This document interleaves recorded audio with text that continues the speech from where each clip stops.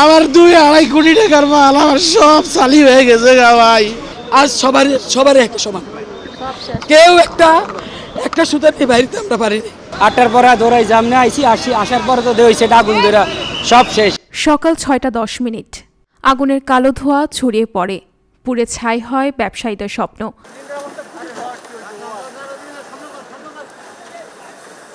বঙ্গবাজারে ঘটে গেছে ভয়াবহ অগ্নিকাণ্ড। মঙ্গলবার দুপুর 12:30টার দিকে আগুন নিয়ন্ত্রণে আসে। এই সময়ের মধ্যে প্রায় বঙ্গবাজার মার্কেট, মহানগর মার্কেট, আদর্শ মার্কেট ও গুলিস্তান মার্কেট পুরোপুরি ভস্মীভূত হয়ে যায়। এছাড়া আগুনে ক্ষতিগ্রস্ত হয় পাশের এনএক্সকো টাওয়ার সহ আরও কিছু ভবন।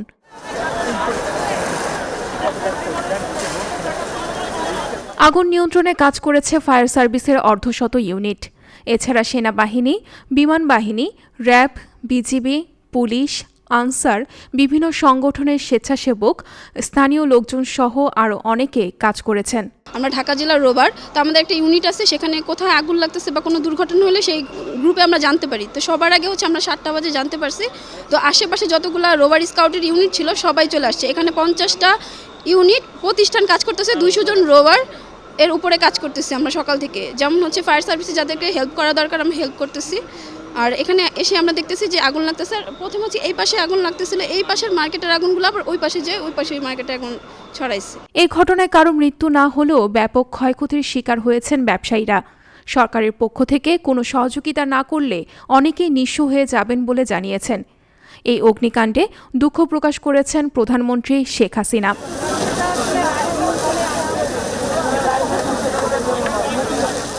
বাংলাদেশ দোকান মালিক সমিতির সভাপতি হেলাল উদ্দিন জানান, বঙ্গবাজার মার্কেটে 2,500 সহ আশেপাশে মার্কেটে অগ্নিকাণ্ডে প্রায় 5,000 দোকান পুড়েছে।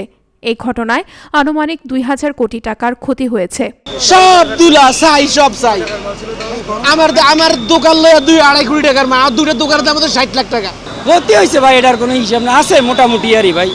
আল্লাহ সবাই হেফাজত করতে কন, এছাড়া তো কি করবো ভাই।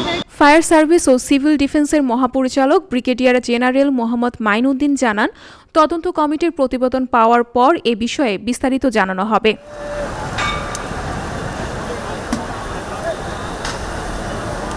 এদিকে ঘটনাস্থল পরিদর্শন করে পররাষ্ট্রমন্ত্রী একে আব্দুল মোমেন জানান, ক্ষতিগ্রস্ত ব্যবসায়ীদের পাশে থাকবে সরকার। ঢাকা দক্ষিণ সিটি কর্পোরেশনের মেয়র শেখ ফজলে নূর তাপস ও ত্রাণ ও দুর্যোগ ব্যবস্থাপনা প্রতিমন্ত্রী ডাক্তার মোহাম্মদ এনামুর রহমান বলেন, আপনারা সবাই জানেন যে প্রায় বঙ্গবাজার সহ প্রায় 6টি মার্কেট আজকে অগ্নিকাণ্ডে ক্ষতিগ্রস্ত হয়েছে এবং আমরা এই পর্যন্ত যা জানতে পেরেছি প্রায় 5,000 ক্ষুদ্র ব্যবসায়ী সম্পূর্ণভাবে ক্ষতিগ্রস্ত হয়েছে এবং এই ক্ষতির যে দুর্ঘটনার যে কারণ এটা এখন পর্যন্ত জানা যায় নাই। ফায়ার সার্ভিসের টিম কাজ করছে এবং আপনারা জানেন যে কোনো দুর্ঘটনার পরে তদন্ত কমিটি গঠন করা হয়, তাদের তদন্তের পরে আমরা কারণটা জানতে পারবো।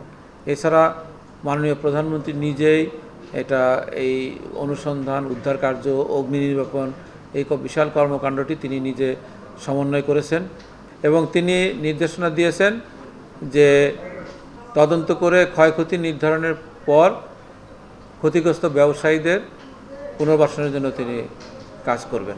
আমরা লক্ষ্য করেছি যে কোনো জানের ক্ষতি হয়নি, এক। দ্বিতীয় হলো মালামালের ক্ষতিও সীমিত করা গেছে, অনেক মালামাল দ্রুত সেখান থেকে সরিয়ে নেওয়া গেছে।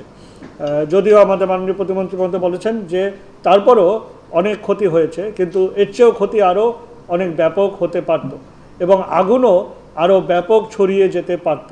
আর এই মার্কেটটা দীর্ঘদিন ধরে 2019 সালেই ঝুঁকিপূর্ণ হিসেবে চিহ্নিত করা হয়েছিল, তারপরেও এখানে ব্যবসা পরিচালনা করা হয়েছে। এটা অত্যন্ত অনাকাঙ্ক্ষিত। আমি এর সাথে সাথে আরও অনুরোধ করব, যে সকল জায়গাগুলো ঝুঁকিপূর্ণ চিহ্নিত করা হয়েছে সিটি কর্পোরেশন এবং অন্যান্য কর্তৃপক্ষ কর্তৃক, সেগুলো যাতে করে এখন থেকে আর ব্যবহার না করা হয়, কারণ কোথায় কখন দুর্ঘটনা হবে সেটা কিন্তু কেউ বলতে পারে না। এর আগে 1995 সালে ভয়াবহ আগুনে পুড়ে যায় বঙ্গবাজার, পরে নতুন করে গড়ে তোলা হয় এই মার্কেটটি। সানজিদা শম্পা, সংবাদ প্রকাশ। সংবাদ, ফিচার ও অনুষ্ঠানের জন্য ভিজিট করুন সংবাদ প্রকাশের ওয়েবসাইট এবং যুক্ত থাকুন ফেসবুক পেজ ও ইউটিউব চ্যানেলের সঙ্গে।